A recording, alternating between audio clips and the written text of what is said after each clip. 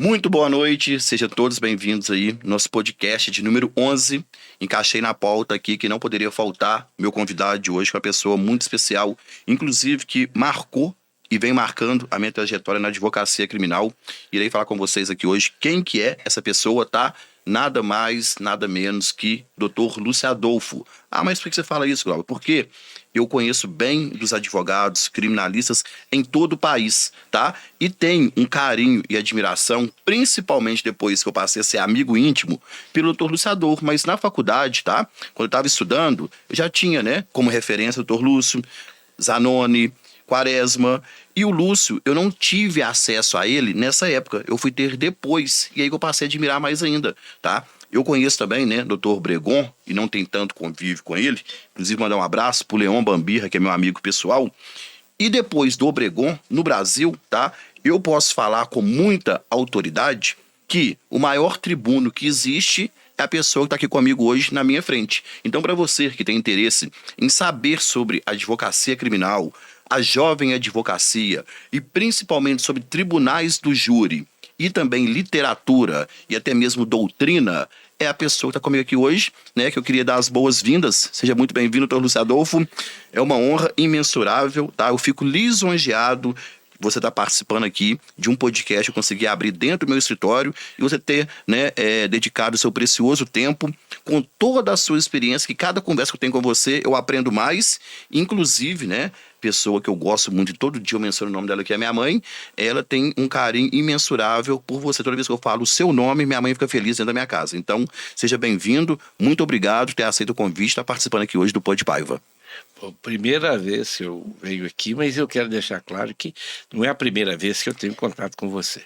Então, quem tem que agradecer esse carinho, essa gentileza toda, me fazer e deixar participar desse ambiente, onde eu sei que você só traz pessoas que lhe são caras, me deixa muito tranquilo.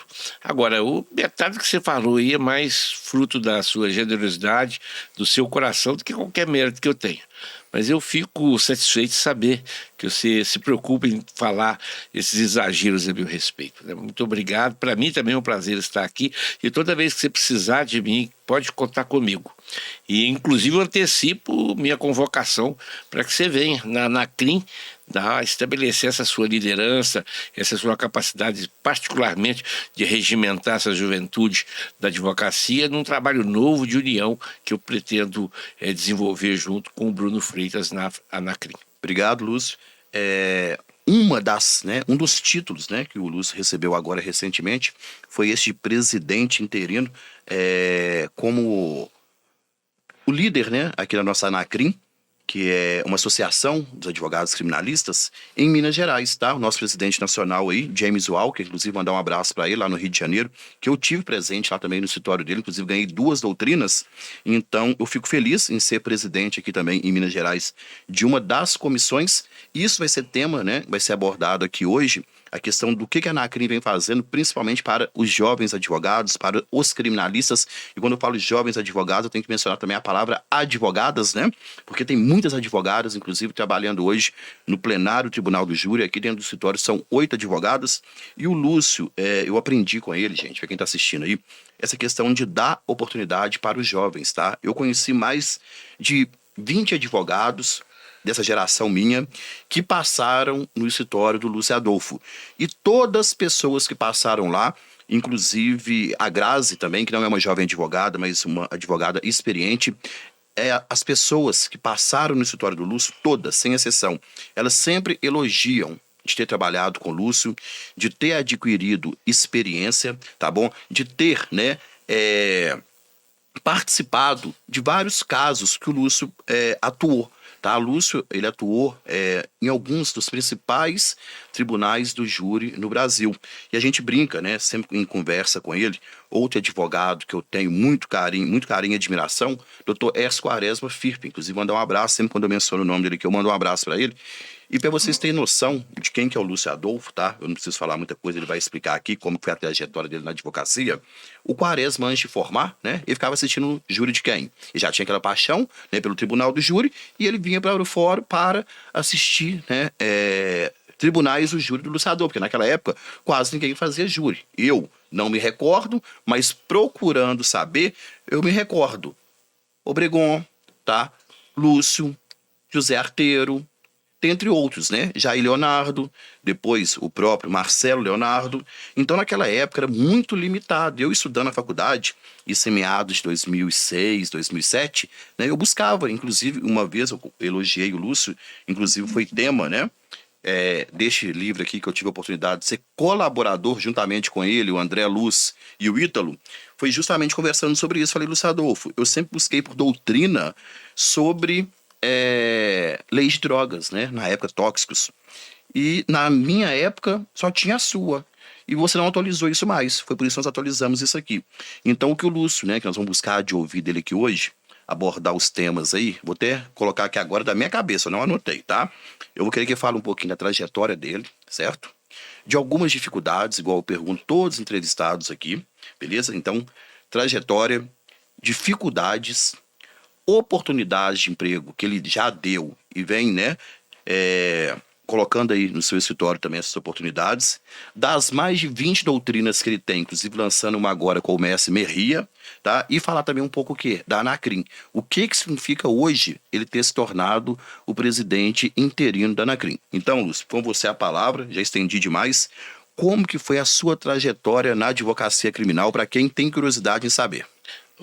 Glauber, na realidade eu tenho até esclarecer. Eu estou assumindo a presidência da Anacrim interinamente em apoio e em cooperação exata e na medida necessária com o Bruno Freitas, que é um grande amigo, que é o nosso presidente. Grande abraço, e Bruno. me deixou essa tarefa, divide comigo essa tarefa da gente dar uma revitalizada. E é isso que nós estamos tentando fazer. Eu não faço com orgulho, senão com o senso da obrigação, que eu reconheço a grandeza da tarefa e acho que partilhar desse momento difícil de reconstrução da união dos advogados criminalistas no Brasil, junto com James Walker e os outros presidentes estaduais, para mim é um prazer, porque eu tenho a parceria do Bruno Cândido, eu tenho a parceria do Bruno Melo, tenho a sua parceria, que é nosso diretor de comissão também. Então, vários amigos estão empenhados nessa luta. Então, para mim, isso não é um galardão, não é uma medalha que eu carrego, é a obrigação que eu tenho e eu vejo essa tarefa com certo orgulho, porque traduz para mim a confiança que os amigos advogados têm nesse trabalho. Eu confesso para você que eu tenho 32 anos de advocacia criminal. Eu sou formado em 1991, mas eu já exercia atividade jurídica dentro do Tribunal do Júri desde 2 anos antes. Naquela época o fórum não tinha estagiários, eram uns 4 ou 5 estagiários para toda a área penal. E eu trabalhava com 2 defensores públicos espetaculares, que era o Reinaldo Gomes Armon e o Luiz Gonzaga Machado. Enfrentei promotores como Patente, Elcio Valentim. A história é muito dura. E eu vim de uma família pobre do interior, vim para cá com a roupa do corpo e comecei. Eu economizava o dinheiro da condução para tirar xerox dos processos para estudar, Glauber. Essa é a realidade. Isso é legal. É uma história que eu vivi. Minha primeira mesa no meu escritório era uma caixa de maçã que eu peguei no mercado municipal. A minha máquina de escrever, na época a gente usava isso, não tinha computador, era uma Letra 22 que cabia na maletinha e levava onde fosse. Então eu tenho uma história de sofrimento, mas de crescimento. E tudo isso me fez bem, porque eu nasci, eu falo muitas vezes que é a sombra, mas na verdade eu nasci à luz dos grandes mestres. Décio Fulgêncio, que foi meu preceptor, Arioswaldo Campos Pires, o Bregon, que é um excelente amigo, um grande cara, Jair Leonardo Lopes. Então eu tive essa história. E tive a parceria de amigos que me viram e cresceram conosco. A Silvana Lobo, Mauricinho Campos, uma turma boa. E eu vi o boom de advocacia. Quando eu vi a grande dificuldade que eu enfrentei na área penal, foi o que se falava do advogado quando eu entrei na advocacia. Nós éramos tratados quase como uma ralé. Era chamado de advogado de porta de cadeia. Então eu me orgulho de ter participado dessa conquista de espaço de forma tal que o aluno hoje sai da escola querendo ser criminalista, já grita que é criminalista. Essa é a vitória. Quando eu vejo o seu trabalho, quando eu vejo a parceria, eu vejo o grande trabalho do Hércio Quaresma, um historiador, um homem, quando não se fala em júri no Brasil, sem falar de Hércio Quaresma Firpe. Não se fala. Então é um grande cara, um grande amigo, eu falo com ele de coração a coração, ele sabe disso. Então, essa tarefa, nós começamos saindo da mesma escola. Então, eu vi o crescimento da advocacia criminal. Né? Nós éramos vistos inicialmente de uma forma pejorativa, os juízes não nos respeitavam. A partir do momento que nós criamos aqui a Abracrim, que eu fui o impulsionador, para todo o Brasil, depois eu me afastei, e agora com essa tarefa, enfrentando com a Anacrim, isso tudo me deu gás para esse instante. Então nós vamos ter um encontro nacional, o primeiro fórum nacional sobre júri no Rio Grande do Sul, e ali eu vou lançar um livro para falar dessa tarefa. Eu chamo de realismo jurídico. Glauber, olha o que está acontecendo. Nós estamos estudando na mesma escola que ensinava o nosso tataravós. E outra coisa, você sai da escola achando que o direito é que vale, que a justiça vale. Tem menino aí saindo com a carteirinha na mão, dando carteirada, achando que vai resolver o mundo nessa utopia. E 5 anos da carreira dele é jogado fora para quê? Para aprender a prática. Porque nós abandonamos a escola, abandonou a prática forense. Então, o desafio de se escrever uma nova escola penal. Quem está prefaciando esse livro para mim é o Rodrigo Pacheco. É um livro que eu escrevo em parceria com o Merria, mas que nós queremos enfrentar a realidade. O momento pede a realidade jurídica. Não adianta sonhar a utopia, não adianta querer imaginar que o direito e a justiça... Não, olha, o direito é humano, ele é anglo-saxão, ele é romano e grego. A justiça é divina. Ela é bíblica, Torá ao Corão. Então nós precisamos aprender que a prática é humana. E nós precisamos rever isso. Então o desafio que você se propõe... Eu sou seu admirador. Obrigado. Eu não vejo ninguém com essa garra, com essa fome, com essa ansiedade, com essa dedicação, com essa disposição de enfrentar novos desafios, criar novas histórias. Eu sou admirador disso. Eu vejo outros aí, Brasil afora, o Zanoni, que você citou muito bem, que é um grande amigo, que eu tenho um bom conceito, e o Brasil inteiro a gente tem participado. E eu acho isso uma vitória, e acho que você está engrandecendo a advocacia. E mais, pelo exemplo da simplicidade, que cresce e se mantém humilde, mantém simples. Isso é importante. Nós precisamos enfrentar a realidade que está aí, mas ensinando para todo mundo que se você for o que você é, com a simplicidade, e tudo é possível. O que nós não podemos é aceitar as coisas como estão. Então, o desafio de uma advocacia nova, prática, equilibrada, mas principalmente mantendo respeito aos nossos princípios de justiça e de direito, é o que nós podemos fazer. E essa é a minha tarefa na Anacrim. Enquanto isso, eu estou tentando repassar essas experiências nos livros que eu estou escrevendo, pouco a pouco, com ousadia, mas sempre pronto a receber as críticas. E esse convite que me traz aqui hoje é simplesmente, vou me aproveitar dele, para dizer para todo mundo que a Anacrim Minas Gerais, junto com a Anacrim Brasil, de James Walker, nós estamos a um passo de uma nova tarefa, de um novo desafio, e eu quero contar com todo mundo. Procurem nosso Instagram, nossas redes sociais e venham participar conosco. Nós precisamos de união. Juiz é quase intocável, porque são unidos. Promotor é quase intocável, porque é unido. Então nós precisamos unir a advocacia. E vamos começar pela nossa área, que é a advocacia penal. Muito bem colocado, Lúcio, né? Não pode haver essa rivalidade, tá?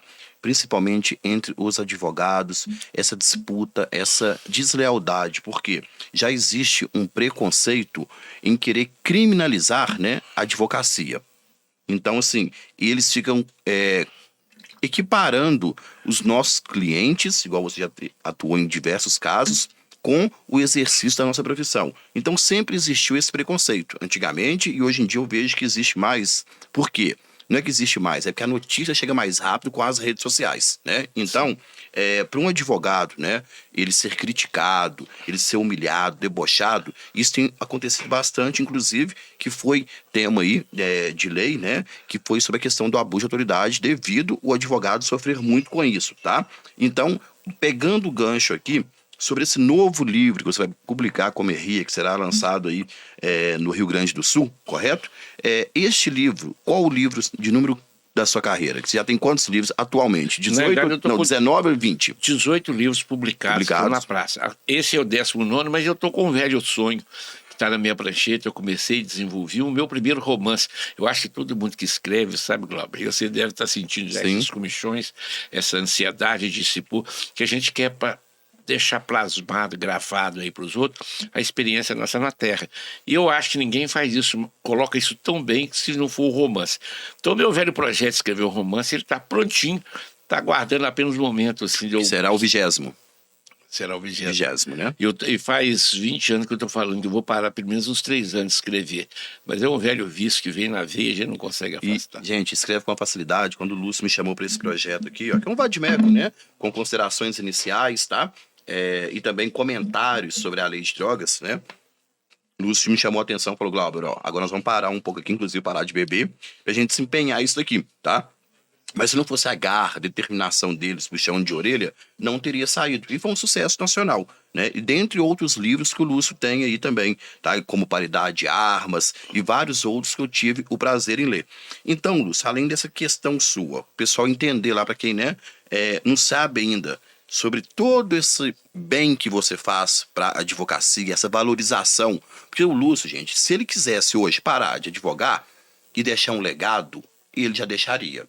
Mas o que eu percebo no Lúcio, gosto do Lúcio e aprendo com ele, é o quê? Que ele quer sempre lutar, que quer sempre brigar.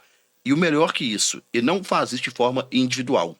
Ele faz isso de forma coletiva. Se ele não tiver com pessoas ao lado dele, igual assim elogiado aqui, eu agradeço pelo elogio, de estar buscando pessoas que sejam igual ele não se sente satisfeito, tá? Então, além dessa questão sua de doutrinar, de doutrina, conta pra gente também sobre Tribunal do Júri.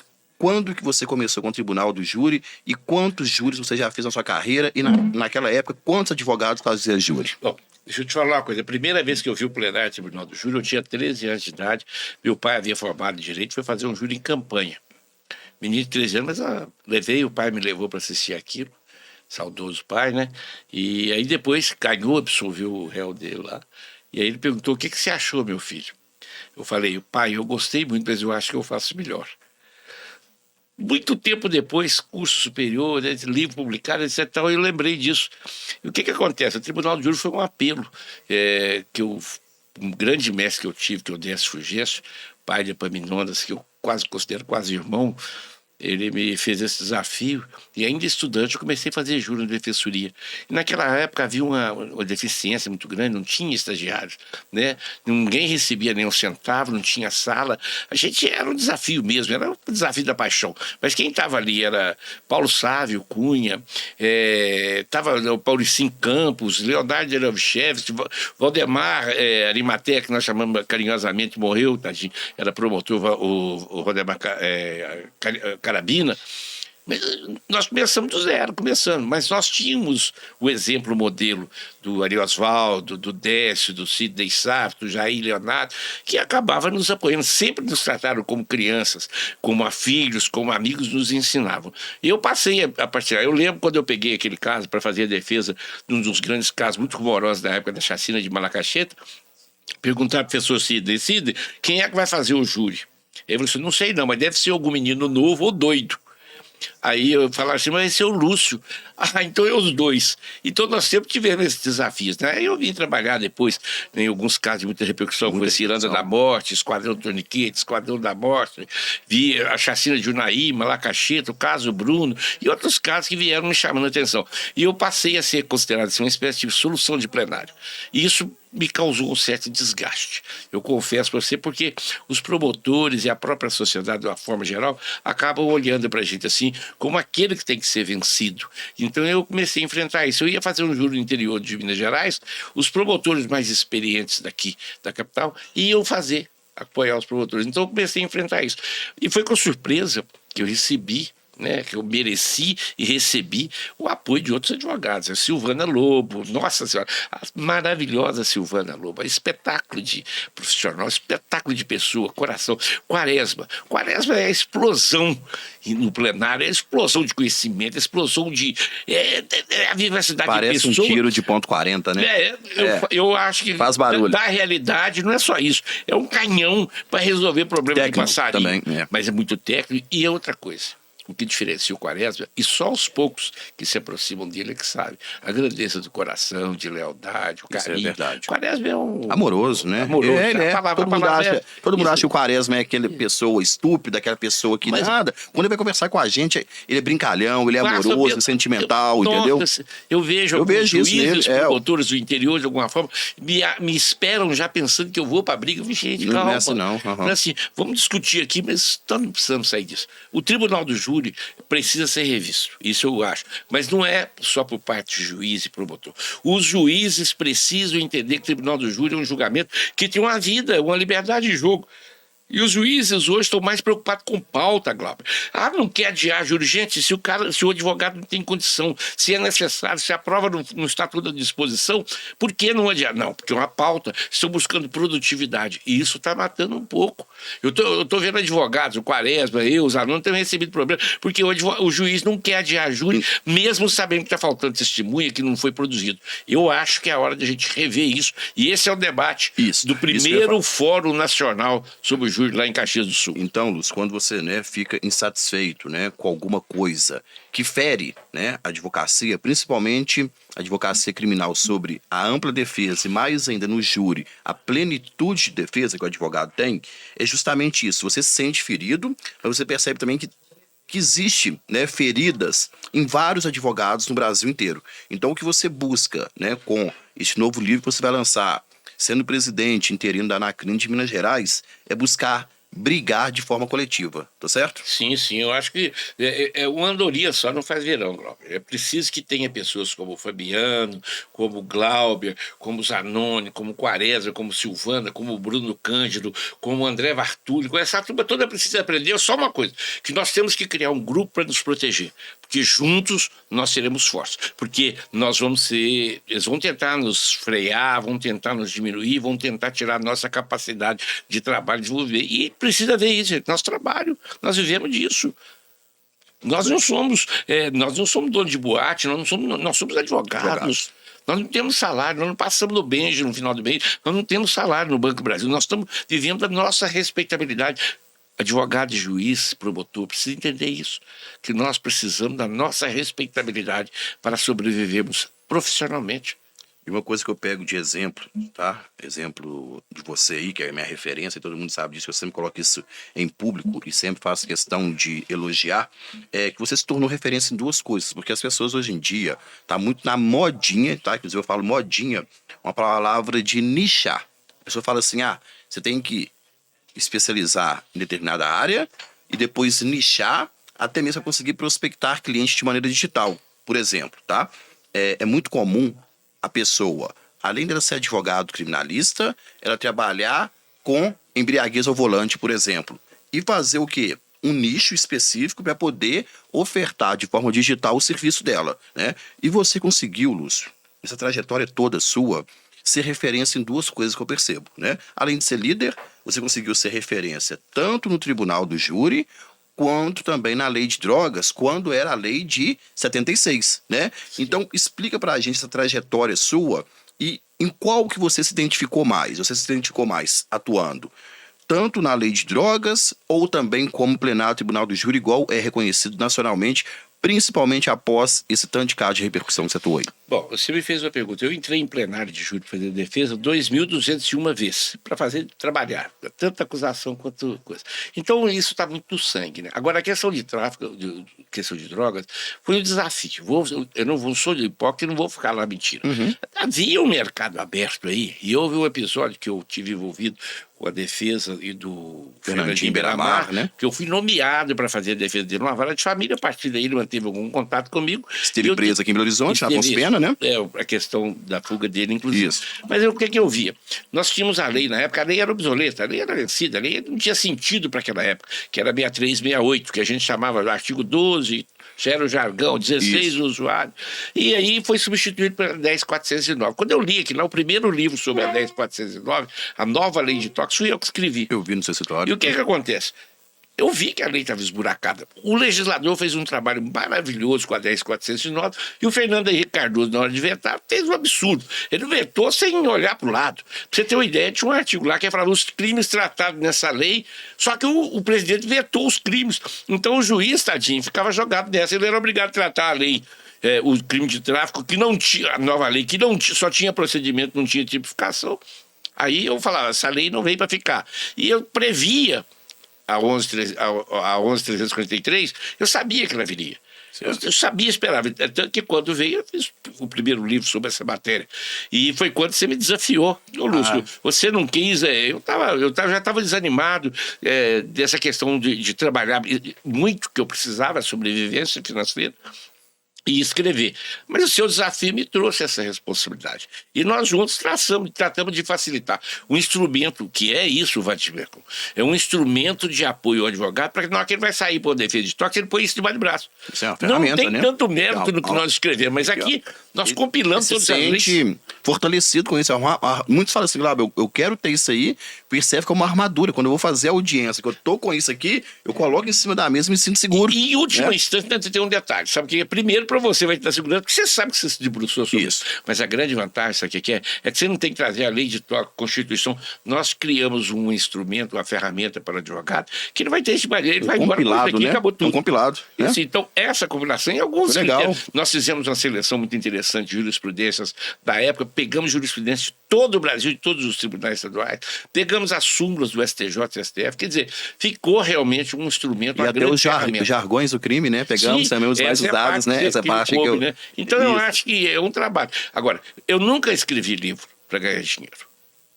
Olha, eu escrevi o primeiro livro sobre crimes hediondos do país, fui eu. Naquela época não tinha internet. Então eu tinha notícias da coisa, porque eu tinha um amigo em Brasília, ele mandava para mim o andamento do processo, eu escrevi aqui. Quando a lei foi promulgada, eu já estava com o livro escrito. Depois disso, eu vi que havia uma necessidade muito grande de processo penal para concurso. E tinha uma coleção do Maximiano Fieder, e eu peguei e escrevi o primeiro resumo do processo penal para concurso. Depois os desafios vieram, parte geral do Código Penal, depois o direito dos presos, e pouco a pouco eu fui fazendo manual, porque eu sei que o advogado não tem tempo para ficar lendo. Uma vez a Anônimo me criticou.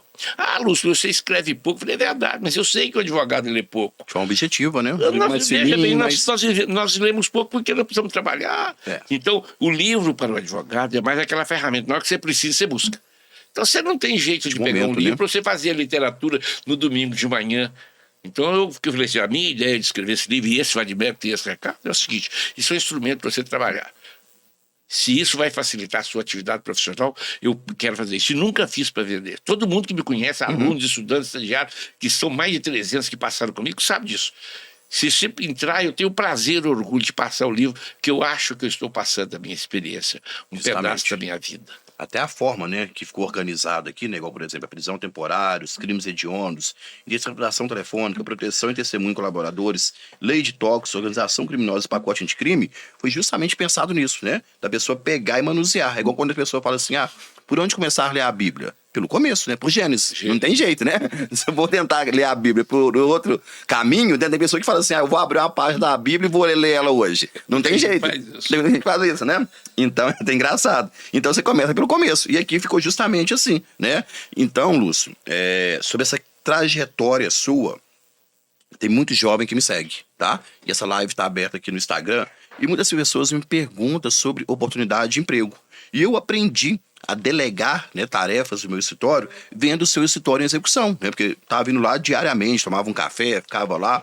E o que você espera hoje do jovem advogado, tá bom? E isso vai ser tema também em questão aí, para que eles venham participar da Anacrim. O que você espera hoje do jovem advogado e o que ele precisa fazer para ter uma oportunidade de emprego, seja, né, em qualquer escritório, referência no criminal, porque eu vejo muitos jovens advogados, estagiários também, se é para o estagiário, que falam assim, eu já tive experiência, eu já fiz estágio, mas eu nunca tive uma oportunidade no criminal. Então você que já teve centenas de pessoas no seu escritório, o que você hoje dá de dica para que um jovem, tanto estagiário quanto advogado, possa ter uma oportunidade em enfrentar esse mercado de trabalho da advocacia criminal? Bom, a primeira coisa que nós temos que fazer é o seguinte, nós temos que privilegiar conteúdo, privilegiar conhecimento e desprivilegiar um pouco a aparência. O que acontece? Muita gente olha para você, Glauber, e vê o que você representa, né? Aquela brincadeira que a gente faz, todo mundo vê as pingas que eu tomo, mas não vê os tombos que eu levo. Justamente. Essa história, o Glauber não surgiu. Isso que eu falo bastante, nasceu aí no jardim, não foi assim. Era pelo contrário, mais como Lotus lutou para nascer. E, ou seja, e o que te fez reconhecido? O que te fez merecer o respeito? É o conteúdo, é conhecimento. Se você tivesse só esses olhos bonitos e maravilhosos, essa aparência física toda aí, você acha que você ia crescer no meio onde tem modelos de olho verde, tem Rede Globo, para lá para cá? Não, o que faz aparecer é conteúdo.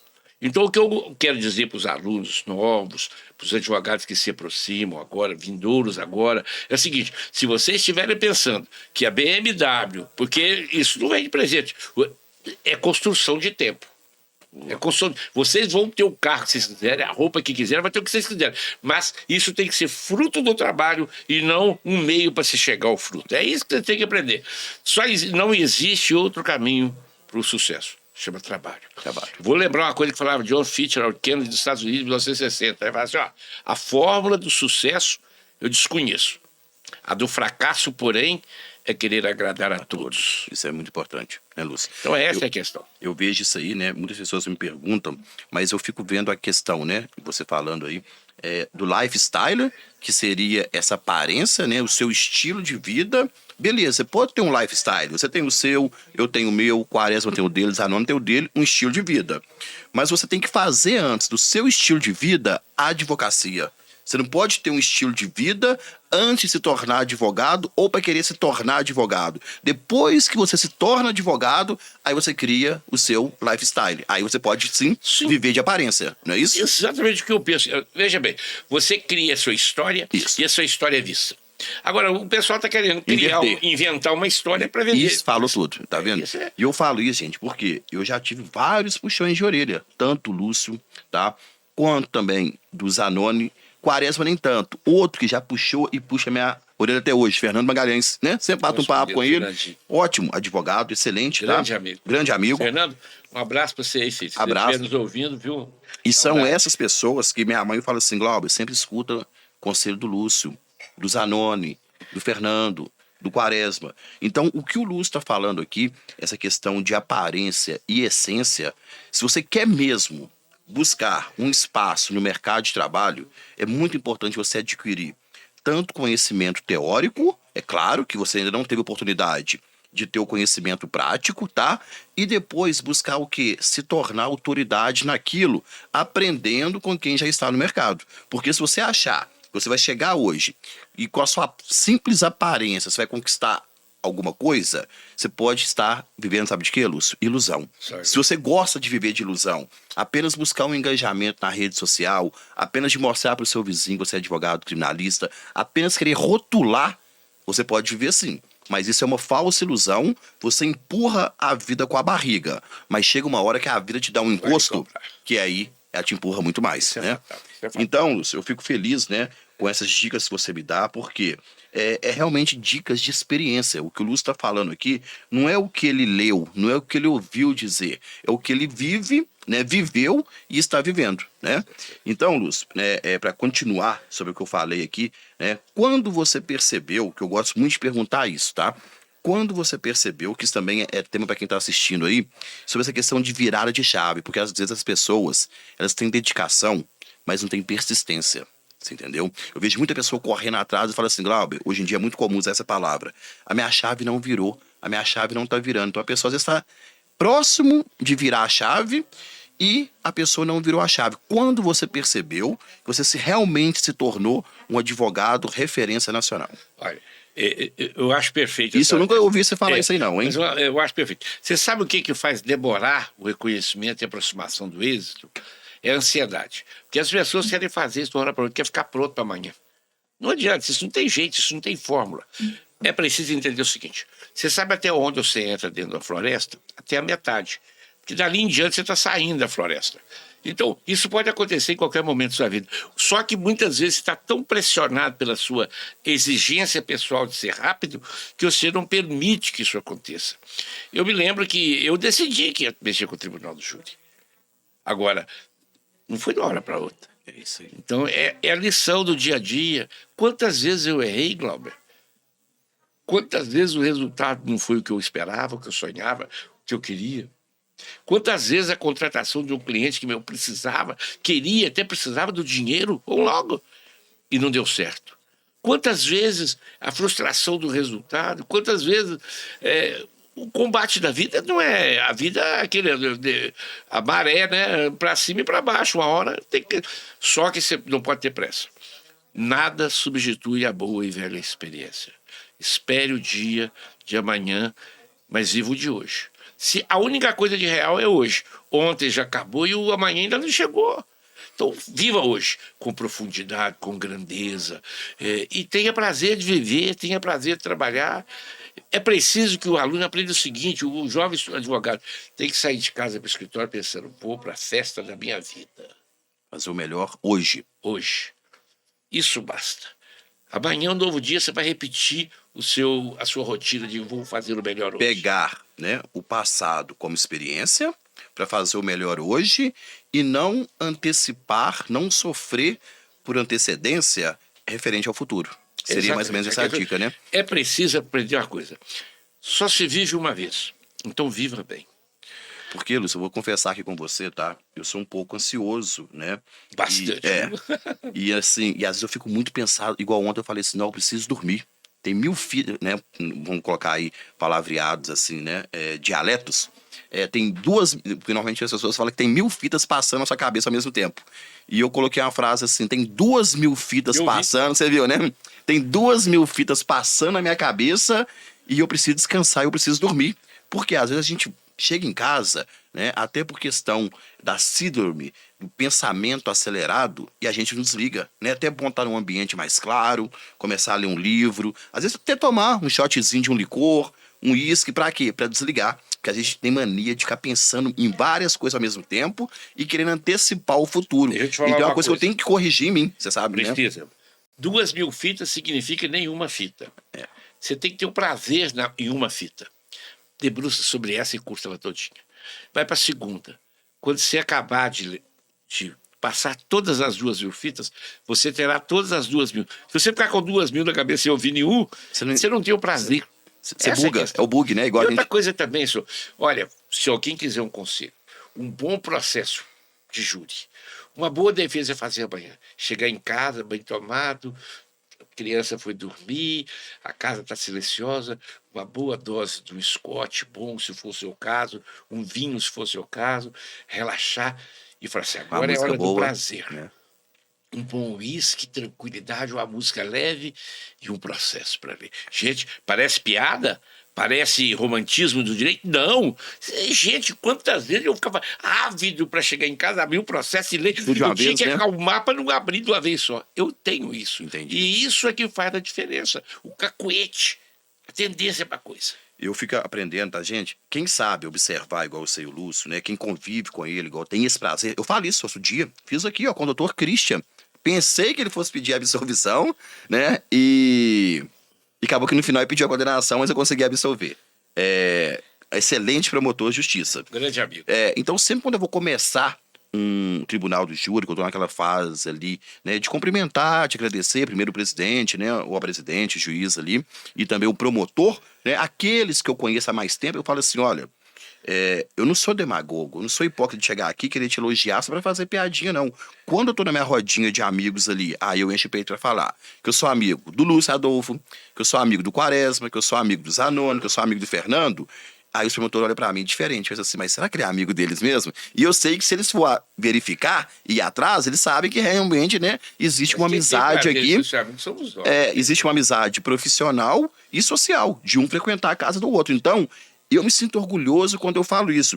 E aí, eu levo essa amizade e levarei para o resto da vida, que não é só rotular, eu sou amigo do Lúcio Adolfo. É o que ele acabou de ensinar aqui agora pra gente. É eu poder aprender, eu poder absorver a experiência do Lúcio Adolfo. Igual eu falando aqui, eu sou ansioso, e isso atrapalha um pouco o quê?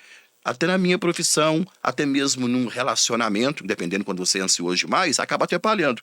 E o que o Lúcio falou é muito importante, eu venho querendo administrar isso, porque às vezes a gente fica muito preocupado com o nosso objetivo e esquece do processo. E curtir o processo, Lúcio, é como se fosse uma viagem, né? Se a gente está aqui e o nosso objetivo é Paris, beleza. Não é só sair daqui e chegar em Paris. Talvez este processo até chegar em Paris, ele é mais gratificante, ele é mais valioso do que você pousar lá em Paris. Essa viagem aí é muito importante, né? Eu perdi um filho de 12 anos que era toda a emoção da minha vida. E um dia nós fomos fazer um passeio para pescar em Três Marias. E eu lembro dessa frase que ele me falou. A gente desesperado de vontade de chegar em Três Marias para pescar, para tomar uma cervejinha na beira do rio. Ele falou assim, pai, calma, a viagem também é um passeio. Isso. O processo, É isso que você né? precisa aprender, gente. Que a nossa vida é uma viagem, Lúcio. É curtir a viagem. Curta a viagem. Amanhã é um júri difícil, depois de amanhã é uma audiência difícil, mas no meio tem um almoço com um amigo, tem um momento da vitória, a sentença. É curtir toda a vida, enfrentando. O que ensina as pessoas é a dor. A hora da festa é curtida, é bonita, mas ela ensina pouco. A dor, o esforço, a necessária luta contra o tempo e tudo ensina mais. E é o que faz a gente valorizar tudo também, né, Lúcio? Igual outro dia, né? Eu tive aqui o Zói, tive entrevistando aqui. Você sabe disso, a minha paixão que eu tenho automotiva. E eu vendi aquela Porsche que eu tava, né? Que era uma Porsche Boxer 2014. E entrei na fila da 911, 0 km. Eu sei que eu sou paixão. E eu começo achando aqui, ó. Tá até aqui, ó. Até ela chegar, eu vou curtir ela pequenininha aqui, até chegar. Tá previsto pra chegar ano que vem. E eu fui lá e dei uma entrada já pra garantir que é carro que vai chegar. E aí, um cara muito humilde, que aqui tem de tudo. Aqui tem barbeiro da Serra, aqui tem médico com 5 graduações, mestrado, doutorado e curso de nutrição. Vai ser o primeiro da América Latina, que é o Lucas Penchel, que teve aqui. E eu fiquei muito feliz com a contribuição dele pra gente. Então, quando o Zói, que tá aí, que tem um podcast também, um rapaz muito simples, mandou um abraço pra ele, ele virou pra mim e perguntou assim, Glauber, qual foi a sensação de você ter comprado esse carro hoje, mesmo que vai chegar ano que vem? Qual foi a sua sensação no momento ali? Você não queria pagar, você estava meio arrependido? Eu falei assim, Zói, quando eu cheguei em casa e que eu percebi, não pelo o valor do carro, mas por todo o sofrimento que eu já passei na minha vida, você sabe disso, Lúcio? Eu falei assim, foi eu deitar na minha cama e lembrar de todos os sofrimentos que eu tive, sabe? Quando eu não tinha, às vezes, o que comer, né, em casa, então eu comecei a lembrar de todos. E eu entendo que a mensagem que você disse aí também, sobre aproveitar o processo e aprender com a dor, é justamente isso, é você valorizar, né, os seus momentos de dificuldade, todo mundo tem. Às vezes as pessoas olham assim, mas o Lúcio, né, advogado renomado, referência no Brasil inteiro, e não tem problema. Pelo contrário, né, Lúcio? Todo mundo tem problema, né? Eu acho que quanto maior a sua dimensão, maior os seus problemas. Mas na verdade, eu acho um certo exagero, Cláudio. O pessoal, eu acho que eu estou quase na hora de morrer. Aí Nada, minha mãe fala isso, vai viver demais. Não. Eu não acho que essa dimensão. Eu não posso negar que eu partilhei uma história de 30 anos, são 3 décadas de direito penal, me esforçando, lutando, aprendendo, e eu fui beneficiado, isso eu falo mesmo, porque na minha vida, ao meu lado, as pessoas que partilharam comigo e partilham comigo essa trajetória são pessoas assim que eu tenho alguns que partiram, né? Que eu guardo comigo na lembrança e no coração, e tem as pessoas que estão aí me incentivando, outras cobrando, criticando, mas que só fazem a grandeza da minha vida. E você pegou várias gerações, né? Tinha uma ditadura militar, né? De trabalhar nela, da informatização, quando ainda era máquina de escrever, que chegou aqui o Windows 95, isso aí eu me lembro. E pega por agora um chat GPT, né? Que o chat GPT agora é essa inovação de inteligência artificial aí, que você... É como se fosse o Google, que você pergunta alguma coisa e ele te dá a descrição de tudo, né? Com base em outras informações de inteligência artificial. Então, você pegou lá desde aquela época, quando tudo era mato, eu gosto muito de falar essa frase, quando era mato, e tá aproveitando agora e busca aprender, igual a gente conversa direto, sobre o que tem mais de moderno, inclusive, para utilizar isso aí na advocacia. Igual você acabou de falar comigo aqui, Glauber. Comprei um drone, né? Você chega aqui, você olha para as câmeras e fala assim, eu tenho essa e essa e essa lente. Você olha para o notebook, o meu é i9, i7, i5. Então, além de você ter aprendido tudo que você aprendeu da sua geração, você continua ainda atualizando e buscando aprender nessa geração também. Isso, né? Aí eu não faço muito vaidade. Eu acho que quando eu era criança, os meus carrinhos eram tudo feito de madeira que a gente mesmo fazia. Hoje os brinquedos são mais sofisticados, né? O que acontece? Investir na profissão. O melhor equipamento que você pode comprar, que você pode ter acesso, um computador que te atende às suas exigências, um carro que te atende à sua necessidade, uma roupa que te faça apresentar-se dignamente, que seja confortável. Isso tudo é investimento na profissão, né? Então, eu acho espetáculo o que você faz. Eu sou maravilhado, eu estou aqui vendo seu escritório, a grandeza, a coisa bonita que você montou, isso tudo. Obrigado. Isso, tenho certeza que ninguém passou na porta. Aqui eu trouxe um presente para você. Isso é resultado de quê? Suor. Trabalho, experiência. Eu vou chamar uma convidada aqui hoje especial. Vem cá, Maria. Maria, e vou contar o que tem a ver essa convidada especial aqui hoje com esse projeto que nós vamos começar aí agora referente a Anacrim, aqui, ó. Gente, tá aqui. Essa aqui é a filha da Camila. Camila é minha secretária, tá bom? É a Maria, né? Maria Alice. Aí gosta de chama de Maria ou então Alice, né? Ela sabe dançar TikTok, viu, Luz? É. Então pode ir lá. Obrigado por ter vindo aqui, tá?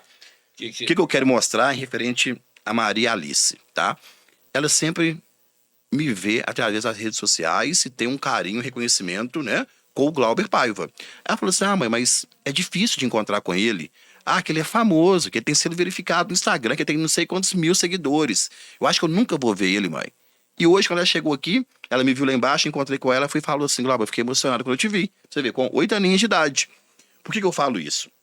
Eu vejo muitos jovens advogados, tá? Inclusive já foi pauta de reclamação, deles falar assim: ah, não, mas para você é mais fácil, porque você tem acesso ao Lúcio Adolfo, porque você tem acesso ao Quaresma, porque você tem acesso ao Zanoni, e falta eventos aqui presenciais para a gente também poder ter acesso a eles. Inclusive, uma época, eles queriam que eu criasse, tá? Isso quando eu estava com jovens advogados aqui no escritório, tanto o Júnior, quanto o Diego, quanto o Vitor. Inclusive, o Vitor agora está trabalhando com o Arturi.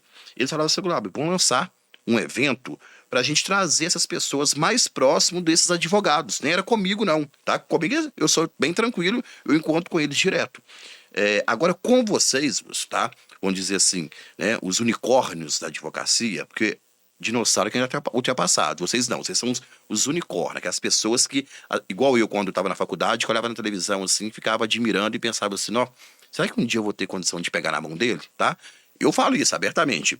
Então, o que nós vamos, né, montar aqui agora, e eu faço o compromisso, que é o quê? Trazer mais eventos para que esses jovens advogados, estagiários, advogados, possam estar fazendo com a gente o que chama hoje de network, através desses eventos, principalmente envolvendo a Anacrim. Então, eu faço aqui o meu compromisso, juntamente com você agora que é presidente interino, juntamente com o Lucas, não, o Bruno Melo e James Walker, presidente nacional, de promover mais eventos para que possa ser feito um network e, dependendo, né, até debates sobre temas atuais. E está faltando é isso. Tudo bem que veio, né, as lives, o podcast, o boom na pandemia. Mas eu acredito ainda na essência, no calor de eventos presenciais. Então está faltando isso aí, Lúcio. Eu penso mesmo. Acho que a gente já está começando a chegar perto do horário. Então, Isso. deixa eu te falar uma coisa. Eu acho profundamente correto essa ideia de que nós precisamos retomar os contatos humanos, né? É. Eu acho que nós precisamos fazer isso pela advocacia para servir de exemplo e um desafio ao judiciário, de uma forma geral, para a gente, apesar de que eu acho que a virtualização, a digitalização, a telepresencial deve ser mantida como uma opção. Mas eu acho que nós devemos voltar à nossa origem. Da mesma forma que as sustentações, as audiências, claro. Né? Tudo bem que existe a forma híbrida, vamos dizer assim. Eu acho que tem que ser. Eu acho que tem que ser presencial, mas tem que haver à disposição também esse meio virtual. Eu entendo, Luz, que o benefício de trazer de forma presencial é que dá pra gente fazer duas coisas ao mesmo tempo, tá? Tanto o network, beleza? Como também o fortalecimento da nossa classe. Então, tendo os eventos, né? Eu, de uma forma de empreendedorismo da advocacia criminal, você busca em fortalecer. E eu, por outro lado, eu busco empreender.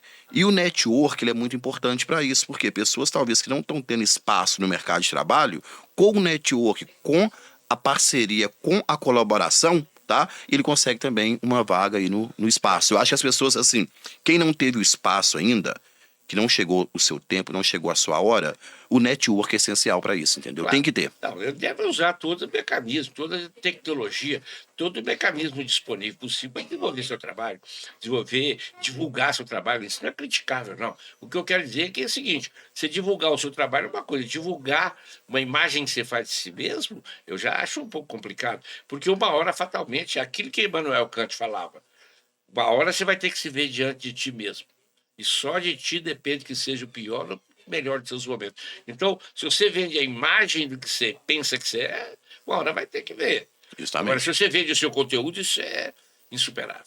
É isso que eu queria falar. Então, eu vou deixar o Lúcio aqui finalizar com o que ele acha aí de considerações importantes sobre os nossos temas aqui abordados hoje, gente.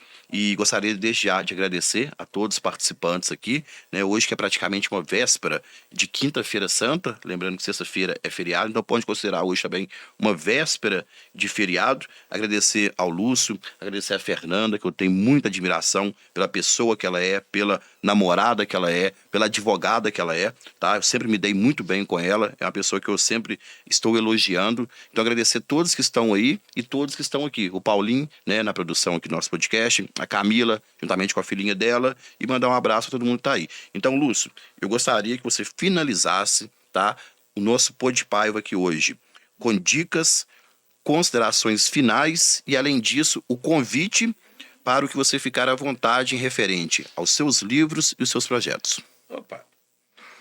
Deixa eu te falar, Glauber. Primeira coisa que tem que fazer, eu tenho que me sentir, o momento de... Em casa, aqui está em casa. Mas é para agradecer. Agradecer a oportunidade de estar aqui, de falar com esse pessoal que te segue. Sei da admiração que você causa. Eu estava fazendo uma palestra recente na PUC a semana passada e eu fui surpreendido com alguns rapazes. Eu lembro até de um nome, acho que é Júnior. Ele chegou e a primeira coisa perguntou: você conhece o Glauber? Eu acho que achei muito interessante, muito bom. Então eu quero dizer o seguinte: primeiro eu quero agradecer a oportunidade de estar aqui no seu podcast. Está de porta aberta. Quero dizer que esse convite, para mim, não é um convite, é uma convocação. Né? Eu venho aqui e é bom demais tratar. Eu estou surpreendido com a grandeza e profundidade e o alcance do seu trabalho. Estou, assim, grato demais por você me dar espaço e, principalmente, o desafio de te retornar para a Anacrim, para você colocar esse empenho seu todo, essa força toda sua, junto com a Anacrim, em prol dos advogados, principalmente esses mais novos, com essa experiência que você tem de comunicação, de network, de exemplificação de esforço. Então, eu fico muito feliz, muito satisfeito de ter vindo aqui e dizer: não existe almoço de graça. Não existe o caminho. Se vocês querem uma dica, é o seguinte: trabalha como se a única coisa de sua vida fosse o trabalho. O resto tudo vai ser consequência disso aí. Acorde de manhã, imagina que você vai para a festa hoje, o seu escritório. Imagina que você vai para a festa hoje, põe a sua melhor roupa, passa perfume, porque você tem obrigação hoje da sua melhor performance. Se você fizer isso só hoje, todos os dias pela manhã, isso vai dar certo. Lembre-se apenas que a submissão à vontade superior e divina. Isso é o mais importante. Esteja em paz com Deus. Muito bom, Lúcio, obrigado, tá? Eu fico feliz pelo reconhecimento, pelos elogios.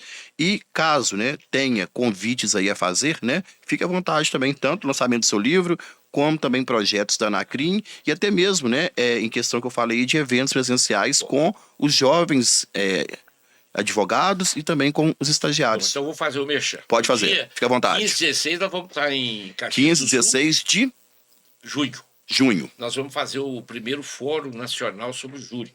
Vai estar lá o Cacai, vai estar lá o R. Wagner, um promotor aguerrido, com boa experiência de júri.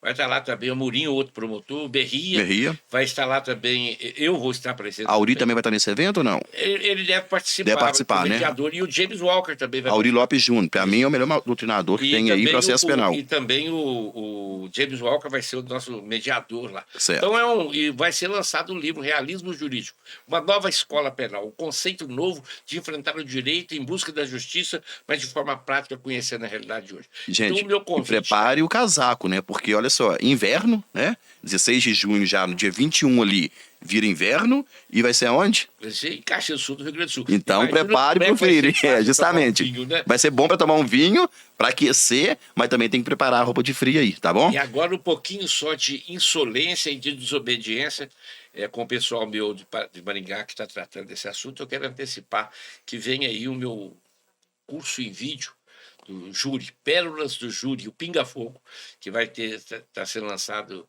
breve para ficar à disposição de todos os alunos. É aquilo que você me ensinou, de colocar como é que chama, perpétuo, não é... De fazer, né, no perpétuo, para que as pessoas possam ter um acesso mais fácil, então, de não ter que fazer aquele lançamento, então, né? O Pinga Fogo.